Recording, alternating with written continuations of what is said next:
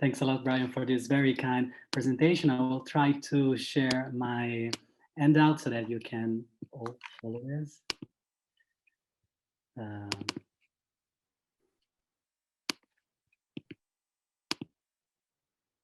Can you all see the handout? It's on the chat function as well, Davide. Okay, great. And so, in a passage of his seminal Griechische Staatskunde, 1920, Georg Busold emphasized that just as Attic became the official lingua franca for public business and administration at the Macedonian court under Philip II and after the establishment of the Hellenistic kingdoms, it's passage number 1 in your handout, so Athenian institutions were adopted as a model across the post-classical Greek world despite the presence of local variations. So wuchs auch trotz der Fortdauer lokaler Eigenheiten eine von demokratischen, vielfach attischen Institutionen bedingte oder beeinflusste Koine von staatsrechtlichen Formen und Begriffen, von Grundsätzen und Organen der Staatsverwaltung. By referring to ein stetig sich vergrößernder Bestand von gemeingriechischem Privatrecht, what would be called today substantive law, Busold seems to imply that not only institutions and political culture, but also the different Greek legal systems began to converge in the Hellenistic period. And his observation in this regard could well be extended to matters relating to legal procedure and constitutional law in an attempt to deal with the controversial problem of the unity of Greek law and the longest standing controversy over this concept.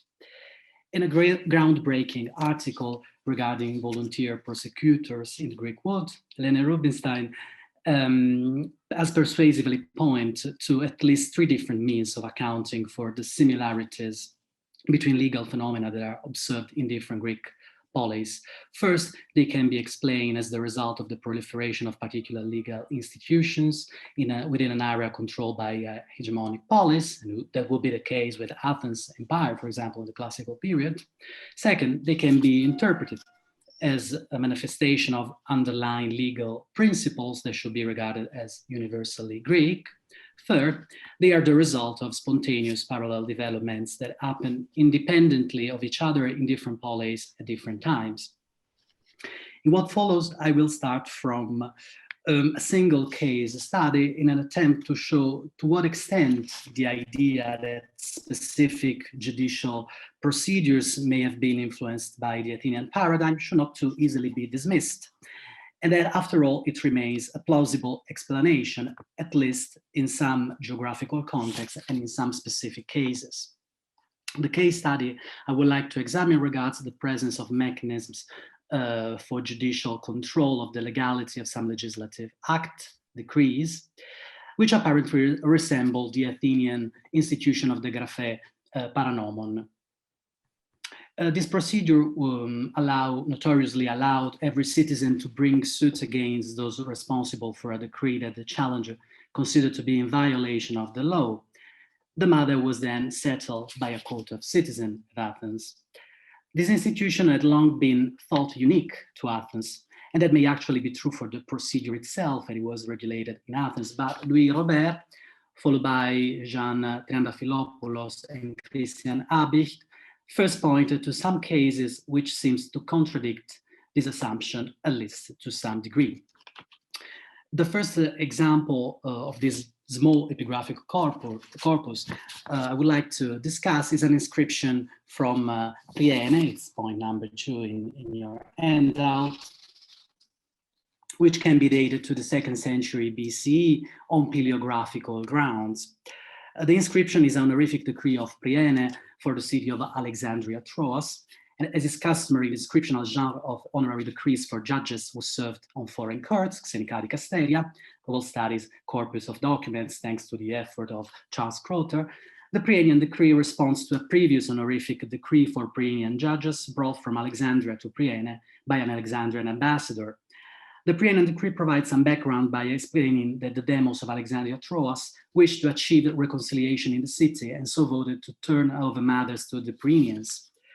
Priene sent judges to Alexandria Troas to adjudicate politically sensitive lawsuits. Lines 8 to 18 read as follows. We commend the people of the Alexandrians because by deciding to take great care that the judges who come to their city be impartial and just for all the citizens, for it is through this, most of all, that the democracy is preserved. After we send the judges to the people of Alexandria, he commended the men who arrive in Alexandria for the chaste and blameless sojourn, and for their impartial and just decisions in all the cases, the one concerning proposals of unconstitutional measures, as well as the ones concerning violence. Dioti tas dicas, isos kai dikaios apasas ecrinan, taste ton men paranomon, kai tas ton biaion. According to Habicht, the text seems only to say that the tribunal was charged to judge cases of acts that were unlawful or violent, and not that unlawful proposals or unlawful decrees were the object of the scrutiny. There is no denying that the formulation could be interpreted as a bit vague. However, some elements might point to the possibility that Alexandria Troas faced some kind of stasis, or that some kind of oligarchic revolution had taken place there, as originally suggested by Wilamowitz and recently endorsed by Ritzl, Blumer, Merkelbach, and Böhr.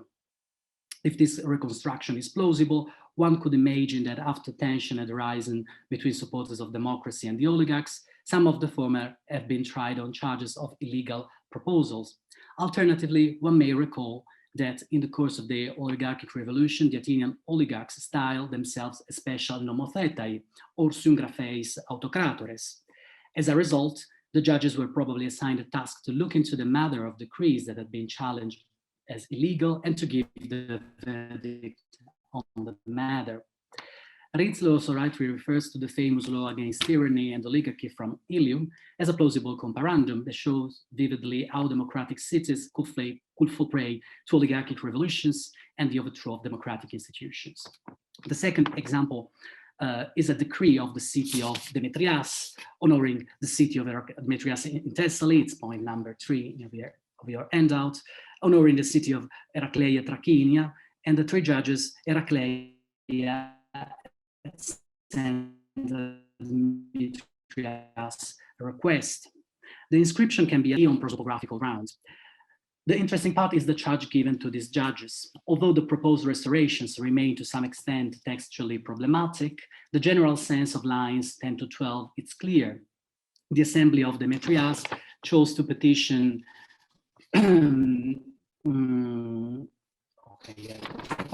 chose to petition the city of Heraclea, though one or more special ambassadors called of a decree whose lawfulness had been challenged. It's not known what exactly was at stake in the matter of the decree of the assembly of Demetrias that was challenged as conflicting with law, nor is it known which side prevailed in this conflict. As noted by Habicht, the expression dicen hyperpsephismatos hos paranomu represents the subjective opinion of the plaintiff who initiated the trial, but it does not give any indication as to how the court from Heracleia may have found. The closest analogies to the cases from Demetrias and perhaps Alexandria Troas is a passage from Polybius, book 27, chapter 18, whose importance was already emphasized by Habicht in his insightful discussion of these matters. Polybius speaks of a decree that was, after its passage, challenged as unlawful and for that reason submitted to a tribunal of ad hoc invited judges for the verdict. The scene is an assembly of the Achaean League in the year 170 BCE. At stake is an earlier decree from 172 at the latest that a granted King Eumenes II of Pergamon high honors. It has been challenged on legal grounds as being unlawful and had been submitted to a tribunal of 2 Rhodian judges who found for the plaintiff and had the honor cancelled. As at Demetrias some 40 years later, the legislative body of the Achaeans turned to a tribunal of foreigners when one of its decrees was challenged as violating an existing law. The last case I would like to mention in this context, and which was already noted by Triandafilopoulos and briefly analyzed by Habicht, is a document which is to be presumed to be a Milesan decree regulating the sacred works in the shrine of Labraunda and the responsibility of the epistates in this respect, since it was found in the shrine and refers to a special case. It's point number 4 in the handout. The inscription can be assigned to early imperial periods on paleographical grounds. And in the preserved portion, the registration of causes concerning a special case is prohibited, since a relevant decree is declared illegal. This case must have concerned the epistates of the work in the shrine and his responsibility, as we have seen. Different authorities are permitted to lay an impeachment, a zangelein, against him, and the council shall punish every wrong done. This document shows that in Milasa, a lawsuit could be brought against a decree that was considered to be unlawful. The case from Milasa is essentially the same, or apparently, as those stemming from the Athenian graphe paranomon, except that it's not known who were the judges who acted as the court, whether the city's own people, as in Athens, or foreigners, as in Demetrias and in Alexandria Troas. Abich notes that the inscription does not say how and by whom the possible conflict between the law and the decree was to be resolved, but the text makes no reference to this kind of conflict, actually. I will come back to this point very soon. What has been said so far has established that mechanisms for judicial control of the legality of some legislative acts, decrees, existed not only at Athens, but also, and at least in Demetrias, the Achaean League, Milasa, and perhaps Alexandria Troas.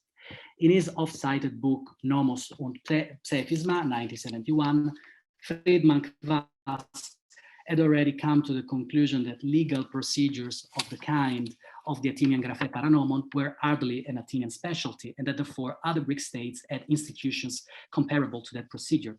In his analysis of the cases discussed above, Abich noted that it's hard to believe that the idea of judicial control of legislative acts had not been conceived in any place that made a clear-cut distinction between nomos and psephisma, and that, I would say, established a hierarchy between the two. Nomoi are higher rules that can overturn, but can't be overturned by psephismata. This distinction was notoriously institutionalized at Athens at the very end of the 5th century BCE. Nomos must have a general content and apply to all, whereas psephismata deal with particular cases. However, while it's true that in some cases nomos and psephisma are even used interchangeably in the Hellenistic epigraphical record, there is a clear evidence that this distinction was observed in some Hellenistic democracies. This is clearly expressed in several documents, which include, for instance, a decree of the Acarnanian League from around 216 BC, which reestablished the game at Actium, its number 6, 8, and then 6b and 6c, as well as for Hellenistic decrees of Kos, all saying at the end that if part of the decree conflict with the law should prevail. However, in this case, a problem arises to the actual meaning of the vox nova et aduc obscura, as the editor say, pericanti, which according to the editor's plausible suggestion, likely derives from the elsewhere unattested compound verb perieiko.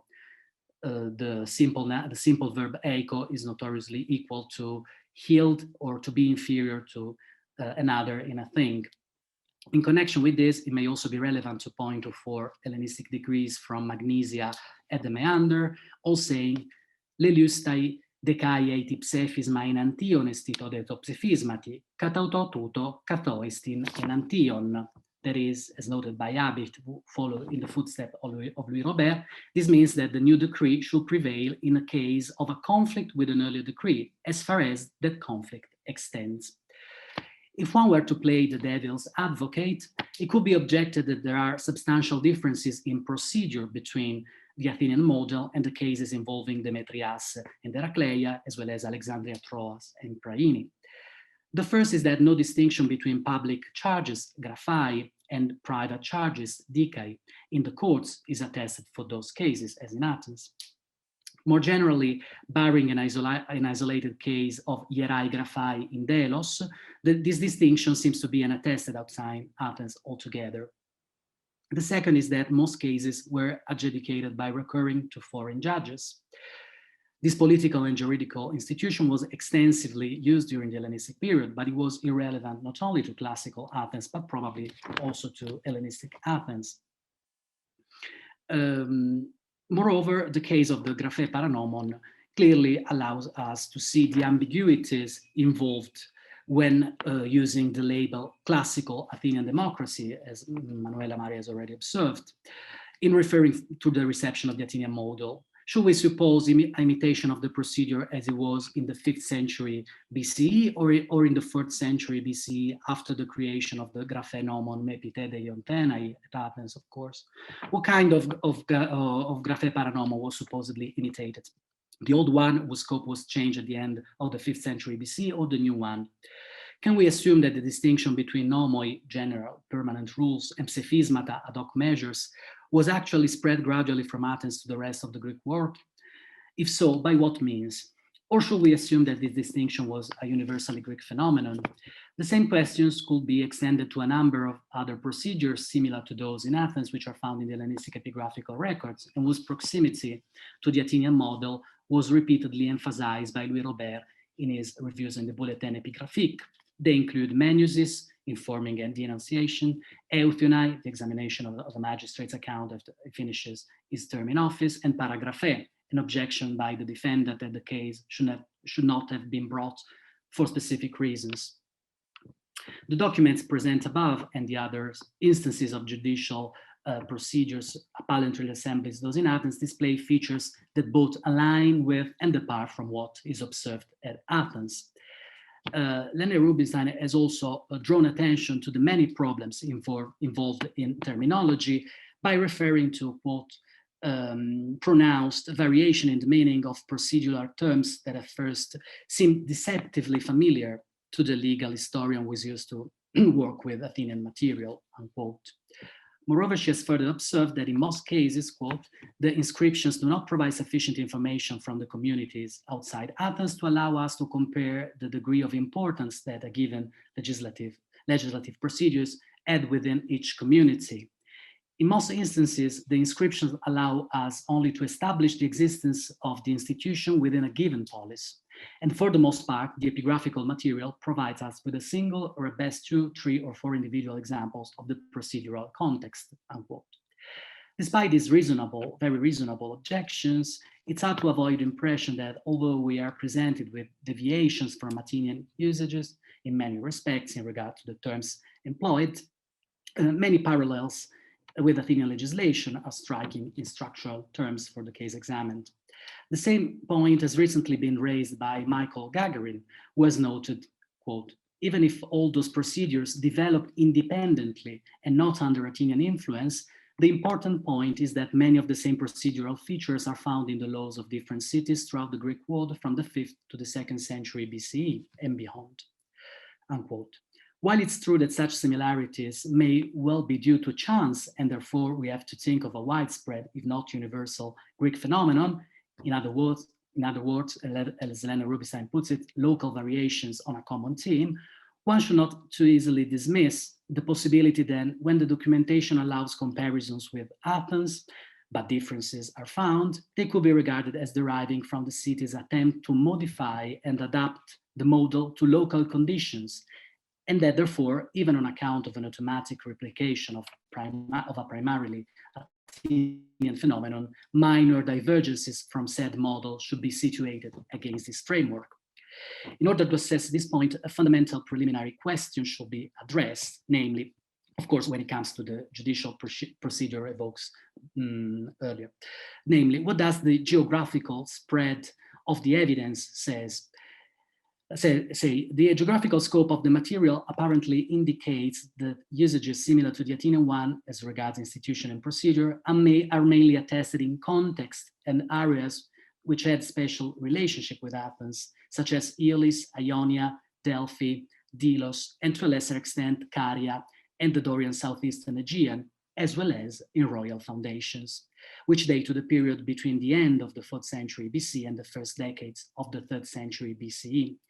In the latter case, such convergences may easily be explained as the result of the king's action, which could have imposed institutional mechanisms, both judicial and constitutional, based on the Athenian model on the cities from on high. Royal foundations were usually founded as Greek cities endowed with normal Greek institutions like the council and the assembly, eponymous officials, magistrates, tribunals. Although in most cases the inhabitants had different backgrounds, some of them not even Greek at all, the cities had seemingly pure Greek character. This happened, for instance, at Alexandria, Ptolemais Hermeiou in Upper Egypt, Laodicea on Lycus in Phrygia, and in cases such as those we have discussed. Alexandria Troas was founded by Antigonus Monophthalmus on the west coast of the Troad under the name of Antigoneia. But Lysimachus, the new lord of Asia Minor after the Battle of Ipsus in 301, renamed the city Alexandria in honor of Alexander. Several autonomous communities, among them Skepsis and some former members of the Athenian League, were incorporated into Antigoneia by Synoikismos.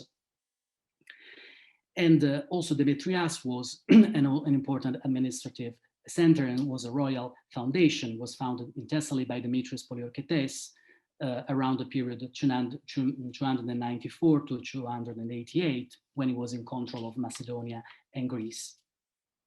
This could lead, for example, to the plausible assumption that democratic institutions were given at the very moment by the kings at the very moment of the foundation.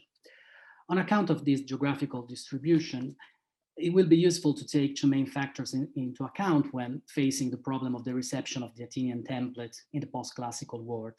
On the one hand, the dynamic and web of interaction between city and king, and the other hand, regionalism as an interpretive tool, although there is no denying that caution is always called for in any attempt to undertake comparative analysis of procedural structures as found in a specific region of the Greek world.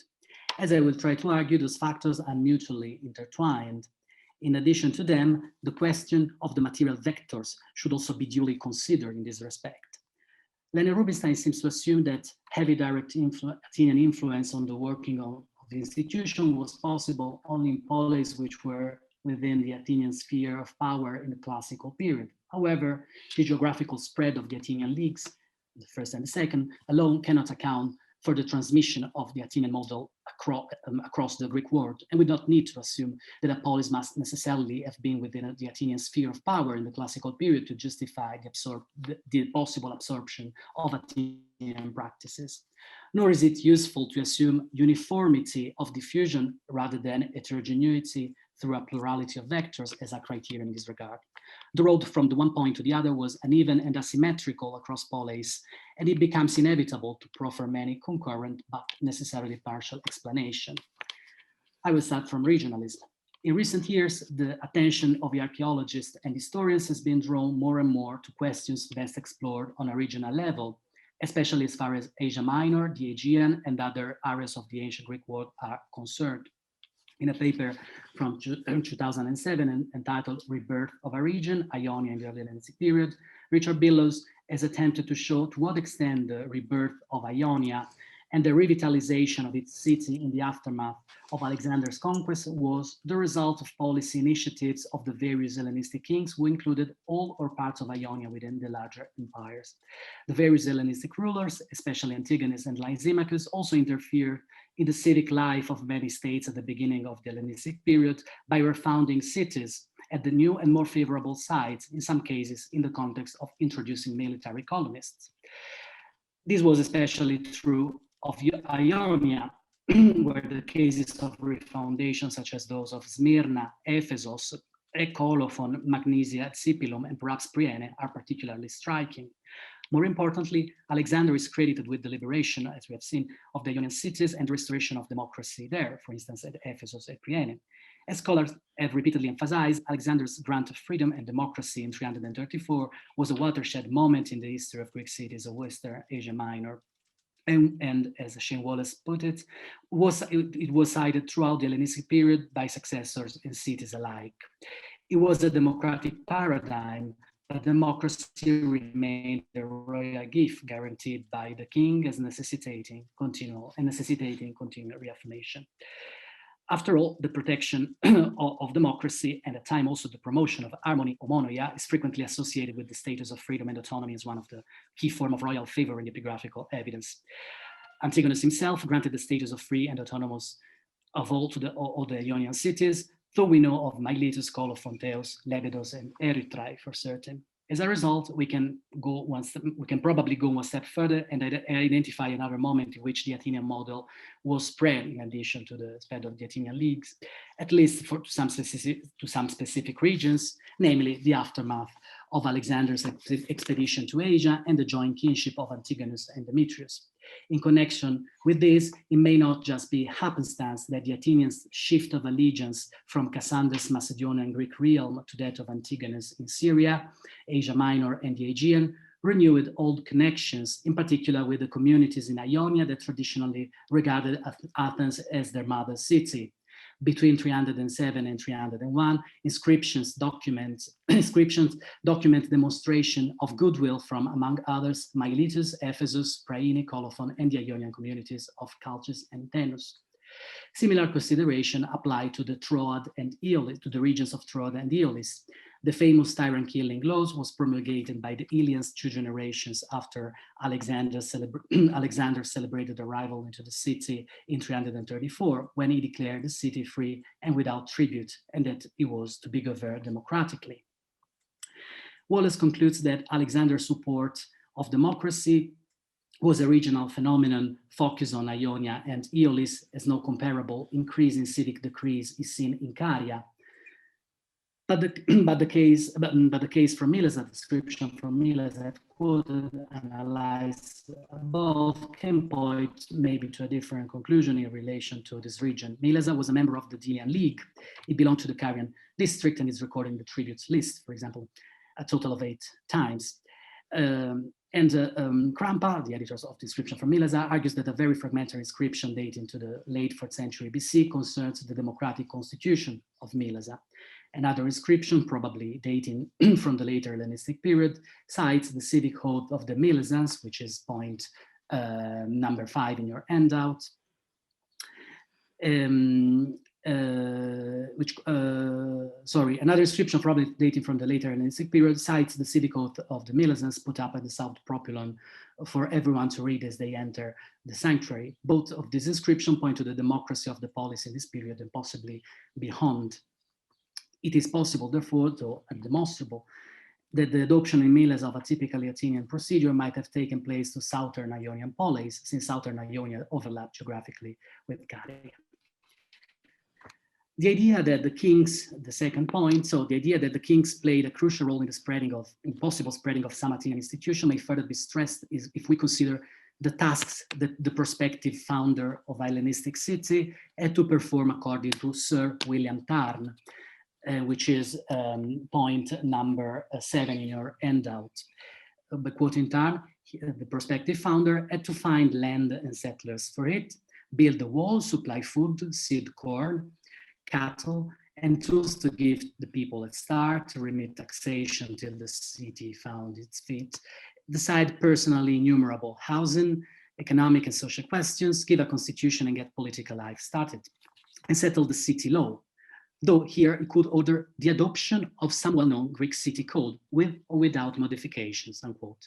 This brings us back to the question of how crucial the foundation or refoundation of many cities in the Hellenistic period was for the spread of constitutional models to be used for these purposes. It can reasonably be supposed that Tarn was thinking of the information supplied by the 2 letters of Antigonus to the city of Theos, giving instructions on its proposed but never completed synoikismos with Lebedos about 303 BC, and it's point number 8 in your handout. Antigonus' advice covers a great variety of matters to be settled before the 2 cities are merged together in the envisaged period of 4 years. Among other things, the king suggested that the laws of the new city will be drawn up by a joint commission of nomographoi, and that the 2 cities will use the democratic laws of course until then. The relevant passage is in the handout, and it's very long, too much to be quoted.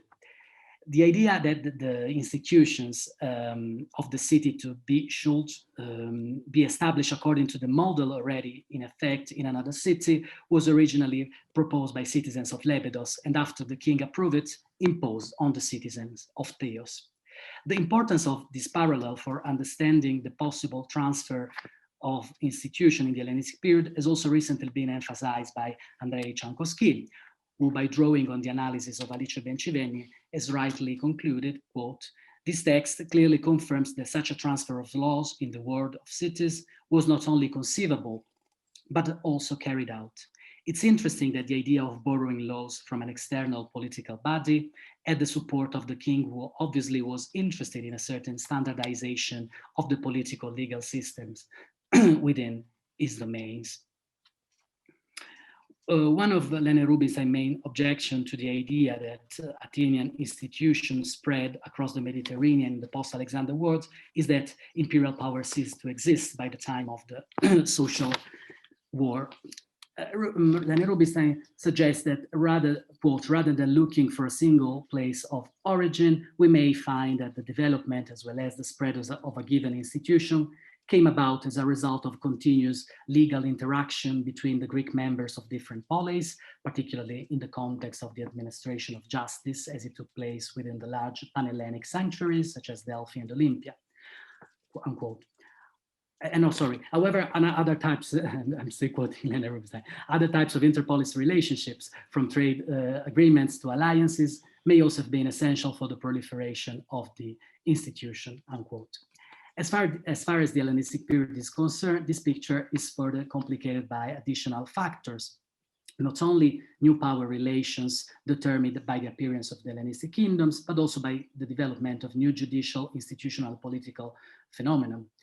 In connection with this, I would like to point to two further vectors, in addition to those mentioned by Rubinstein and to royal intervention, which would have contributed to the spread of the Athenian model to some extent, or at least to the implementation of that democratic Koine, which favored the reception of it, namely the institution of foreign judges, which is generally considered to be one of the hallmarks of democracy in the post-Alexander world, as well as one of the main concrete manifestation of Hellenistic institution like Koine, and second, the reception of peripatetic antiquarianism, legal and political works. As regards the former, it's immediately apparent that the Xenica dicasteria played a fundamental role in what Gautier called the brassage des droits. This conclusion had already been reached by Robert, who, by referring to the fact that the judges were supposed to prendre une exacte connaissance du droit local, concluded, il y avait donc adaptation et uniformisation des droits des cités par une classe de citoyennes éclairées, qui multipliait son expérience juridique et approfondissait son expérience politique. Again, as has often been observed, the Hellenistic monarchs were instrumental in encouraging and spreading the use and the institution of foreign judges, and this applied regardless of the plausibility of Demetrius' recent hypothesis that this institution was actually invented in the 4th century BCE. This fact should come as no surprise when one considers that, as often being claimed, harmony among and within the city-states, within a king's sphere of authority, was a major preoccupation for Hellenistic monarchs, and that the Hellenistic kingdoms offer an atmosphere where amicable disputes resolution through mediation or arbitration could thrive. As regards the reception, the second point, so the reception of peripatetic legal works in the Hellenistic city and the action of Hellenistic peripatetics, one needs to mention only a few titles, such as the Aristotelian Constitution and the Kaiomata, as well as Theophrastus Nomoi, to realize the implication deriving from the comparative approach to Griechische Staatskunde underlying peripatetic antiquarianism, as well as from the circulation of those works across the Hellenistic Mediterranean. For example, by drawing on the combined information from testimony and fragment, Gertrude Dietz-Mager has recently suggested that Aristotle's De Kaiomata, one of Aristotle's 3 historical works alongside the Politeiai and the Nomima Barbarica, were a collection containing information about Greek polis, and that Philip II of Macedon may have used the collection in order to settle conflicts between Greek cities. In connection with this, it's also inevitable to recall that in the Hellenistic period, a somewhat traditional connection between peripatetic philosophers and legislation emerged. Suffice it to think of Demetrius of Phalerum's stay at the Ptolemaic court after Cassander's death, where he took part in the establishment of the Alexandrian law code, as Ilian showed, and it's also already quoted in your handout. And nor should it be forgotten that Prytanis of Charistus, a philosopher of the Aristotelian school, who was famous as a teacher of the poet Euphorion, was appointed as Nomothetes by Antigonus Doson to draft a new law code for the Arcadian city of megalopolis. It's time to come to some, I hope not too obvious conclusions. So the consideration briefly outlined here seems to lend further support to the suitability of a case-by-case approach when it comes to the reception of the Athenian model in relation to institutional and procedural phenomena. And they seem to reinforce the idea that such similarities should not be assessed from a worldwide and general perspective, but on a region by region basis, and from a perspective which also takes into account royal foundation. Thanks so much for your attention.